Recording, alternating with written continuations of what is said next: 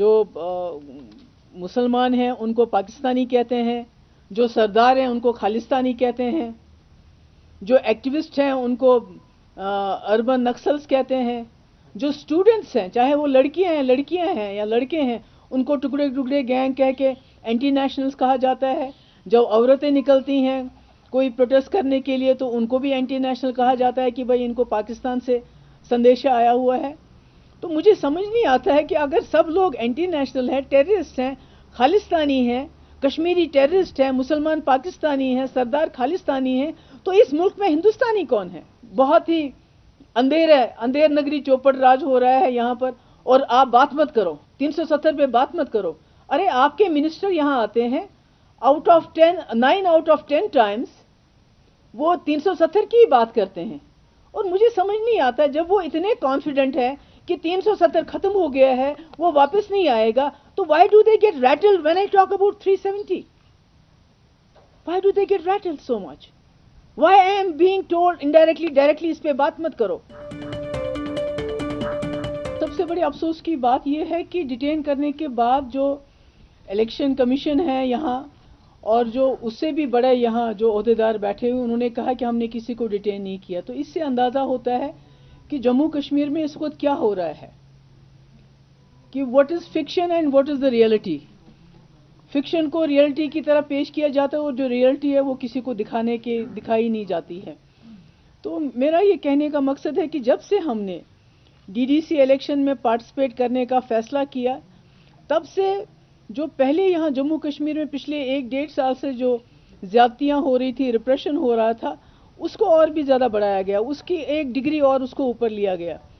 آپ کو میں نے پہلے بھی کہا ہے کہ جیسے ہمارے جو کینڈیڈیٹس ہیں، جو پی ایچ ڈی کے کینڈیڈیٹس ہیں، ان کو باہر نہیں جانے دیتے ہیں، ان کو کہیں بند رکھا ہوا ہے، جو گھروں میں ان کو کیمپین کے لیے جانے نہیں دیتے. مجھے سمجھ نہیں آتا ہے کہ یہ کیسا الیکشن ہے جس میں آپ کینڈیڈیٹ کو ہی کینویسنگ کے لیے جانے نہیں دے رہے ہو، تو وہ کیسے لڑے گا، وہ کیا کرے گا؟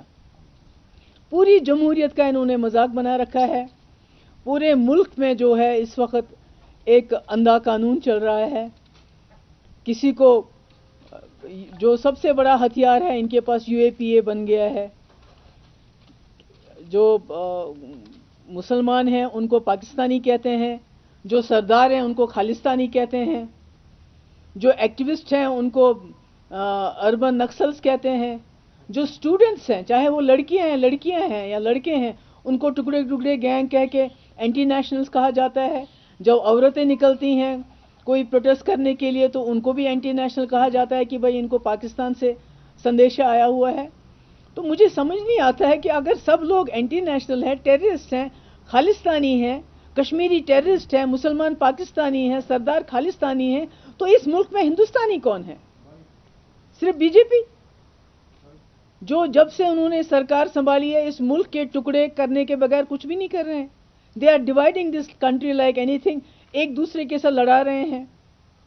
کبھی لو جہاد ہوتا ہے، کبھی اربن نکسلز ہوتا ہے، کبھی ابھی ایک 80 سال کے آدمی کو بند رکھا ہے، اس کو ایک سپر اور سٹرا نہیں دے رہے ہیں. اور عجیب بات ہے کہ اتنا خطرناک بن گئے جس کے خلاف کوئی بھی ثبوت نہیں ہے اس کو یو اے پی میں بند کر دو. دیر is no bell, only jail. تو یہ کیسے چلے گا؟ ابھی اسی کو ہم سہ رہے تھے تو اوپر سے روشنی. کیا ہے روشنی؟ روشنی واز اے اسکیم، پر اس کو اسکیم بنا دیا. جو اصلی ان کا اسکیم ہے، جو الیکٹورل بانڈز کا ان کا اسکیم ہے، اس کو کھولے نا. اس میں تو سپریم کورٹ پچھلے 1.5 سال سے ہیئرنگ نہیں دے رہا ہے. روشنی میں اب تو اگر بڑے لوگ ہیں، اگر امیر لوگ ہیں، اگر انہوں نے کوئی غلط کیا ہے، پہلے تو مجھے لگتا ہے سب نے روشنی اسکیم جو ایک لا پاس ہوا تھا نیشنل کانفرنس کے ٹائم میں، جس کو آزاد صاحب کے ٹائم میں امپلیمنٹ کیا گیا، اٹ واز اے لا. ہماری اسمبلی نے وہ قانون بنایا تھا. اور اگر اس لا کے تحت کسی نے اپنی زمین جو ہے لیگلائز کی تو وہ اسکیم کہاں سے ہو گیا؟ اگر یہ امیر لوگوں کے پاس سمجھتے ہیں کہ انہوں نے بہت زیادہ زمین لی ہے تو let them go after that. یہ غریب لوگ ہیں جن کے پاس 5 مرلے زمین، 2 مرلے زمین، 4 مرلہ زمین، ان کے پیچھے کیوں جا رہے ہیں؟ ان کو کیوں نوٹس بھیج رہے ہیں کہ آپ گھر خالی کر دو؟ یہ میرے پاس ایک نوٹس ہے. اور اب تو بدقسمتی سے جو یہ خود نہیں کر پاتے ہیں کورٹس کو سامنے کر دیتے ہیں. کیونکہ جب ایک غریب انسان کے اوپر یا کسی بھی انسان کے اوپر مصیبت آتی تھی تو وہ عدالت چلا جاتا تھا.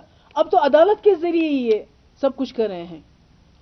اور انفارچونیٹلی جتنے بھی ہمارے انسٹیٹیوشنز ہیں جن کو یہاں جمہوریت کو بچانا چاہیے تھا, ڈیموکریسی کو بچانا چاہیے تھا, ہمارے رائٹس کو بچانا چاہیے تھا, وہ کانسٹیٹیوشن کی قسم تو کھاتے ہیں, but they are implementing BJP's agenda in total.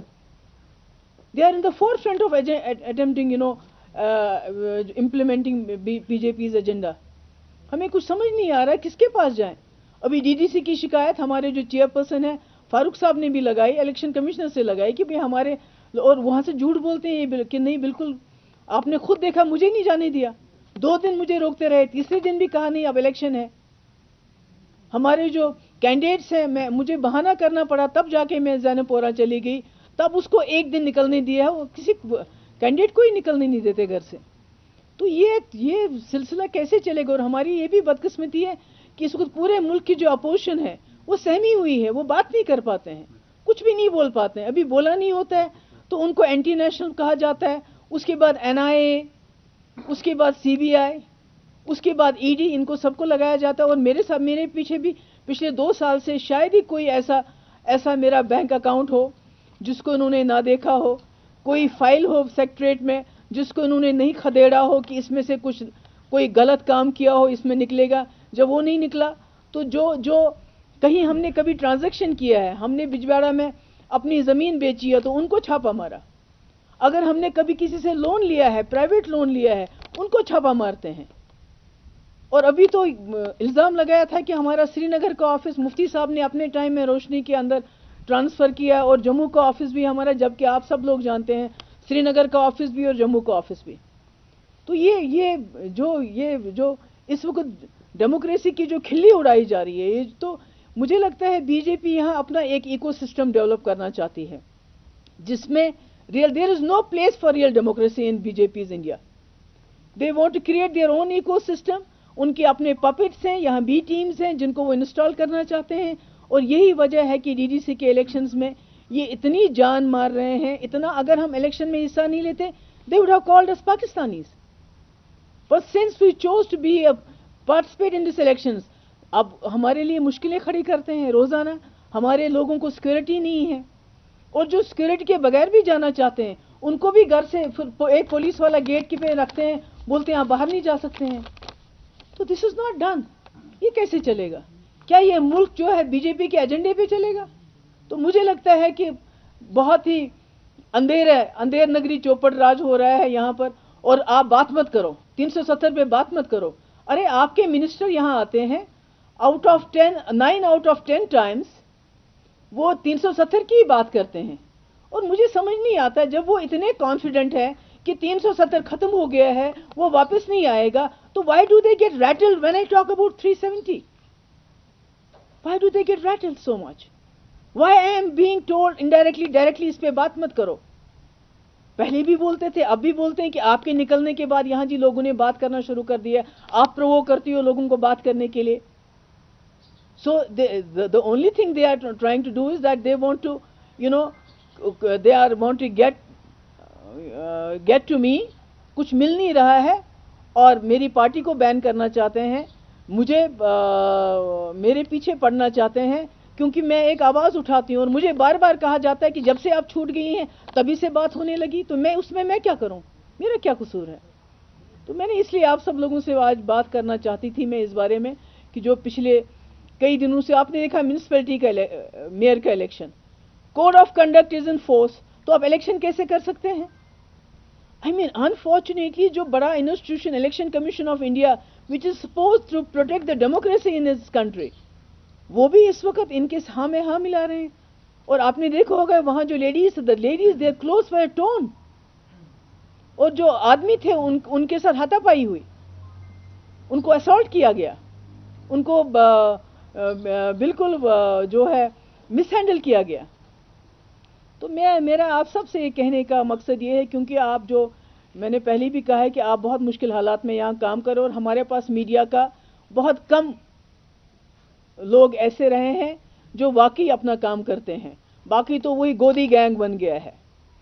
ارے بابا میرا دفتر جموں میں ہے, جا کے دیکھ لو, چیک کر لو, سرکاری بلڈنگ میں, پھر بھی پتہ نہیں خسرہ نمبر سو اینڈ سو دیکھو, محبوبہ مفتی شی ول ہیو ٹو اپالوجائز.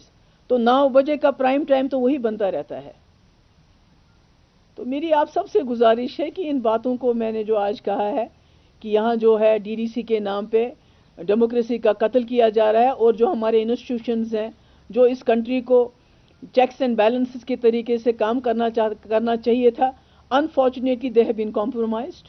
کوئی بات نہیں کرتا ہے، اپوزیشن کا کوئی آدمی بھی بات نہیں کرتا، کیونکہ اس کو معلوم ہے کوئی نہ کوئی ای ڈی، کوئی نہ کوئی جو ایکٹیوسٹ ہے وہ بھی بات نہیں کرتے ہیں، کیونکہ you a P a ready ہے. آپ کل کو کسی کو بولیں گے کہ بھئی گاندھی جی کا جو ہے قتل وہ گوڈسے نے نہیں کیا تھا، وہ آپ کے دادا نے کیا تھا، اور اس کو پیچھے یو اے پی اے لگا دیں گے تو کون پوچھے گا؟ Because there is no bail for 6 months. تو یہی مجھے آپ سے کچھ چند باتیں کرنی تھی، تو دیٹس آل.